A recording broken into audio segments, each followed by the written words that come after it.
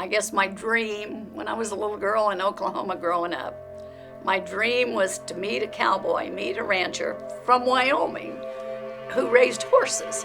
And that was my dream. Well, I ended up with a rancher from Idaho who raised cows, so that's a pretty good deal.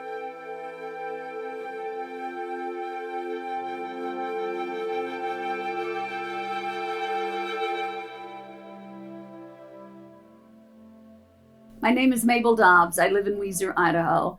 I have been a rancher with my husband for 34 years, and before that, I spent 35, 40 years in real estate lending and banking. I grew up in a rural part of Oklahoma. We weren't ranchers. I mean, we'd raise a calf here and there for beef, and we had a horse every now and then, but cowboys were always my thing.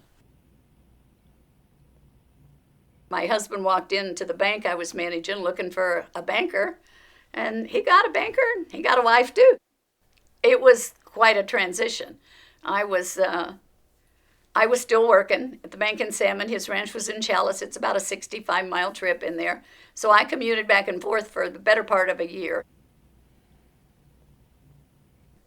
But the interesting thing was we got married in August, and when he sold calves that fall, we were weighing up the calves. In the cattle business, he's down there as they're weighing up his calves, dickering on what they're going to give him. I said, Grant, this is the craziest thing I've ever seen. This is the only industry I know that works all year to raise a product and then is at the mercy of saying, what will you give me for him? Dickering over what they'll pay you for him. But that's the way agriculture is. I can't think of any farmer or rancher that cash flows year in and year out because you have no control of your markets. I got involved with farm advocacy work in the late 80s during the ag crisis, at a time when many farmers and ranchers were going broke. And my husband and I were faced with a problem with a bank that we'd dealt with for a number of years. And I realized, even though I'd been in banking and finance for a long time, I knew nothing about ag finances. And so that's what brought me into the work that I've continued to be involved with for the last 35 years. About 1987, 88, I went to the first meeting on farm credit issues in Twin Falls, Idaho, because we had signed some notes in blank. When we got all the notes, what was supposed to have been a 1-year, 3-year, and 5-year loan was actually due in 6 months. There was a lot of suicide going on then with farmers, just like there is now. I sat there that afternoon that was talking about the crisis going on and the suicide and stuff, and never will forget this. There was a couple sitting in front of me, and I watched as this nurse, suicide nurse, was talking about the symptoms of depression. And I watched her keep turning her head and looking at him and nodding her head in the affirmative. And all of a sudden I went to crying. Now, I mean, I was here trying to figure out what I was going to do with, 2 ranches that had notes called on them in 6 months. But I drove back thinking about how sad this whole thing was.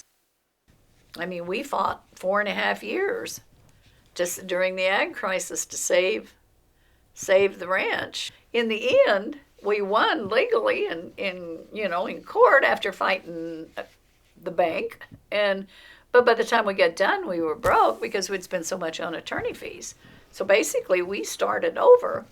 In 3 years, I went back to work in town, and pulled it back together. Here we are, how many years later, and what are we seeing in the paper this year? It's gotten worse. It has not gotten better. At my age and all of these years that I've done it, I think that if there's a sad piece of this, I don't know that we're going to see it come around. And yet, there's farm families, ranch families that I know personally, that the kids are coming along thinking, we want to ranch. But it's such a struggle. I guess if people were as stubborn and bullheaded as I am, they would stay and keep fighting for 20, 30 years. But I think a lot of them just really get to the point that they burn out. And I'm not there yet.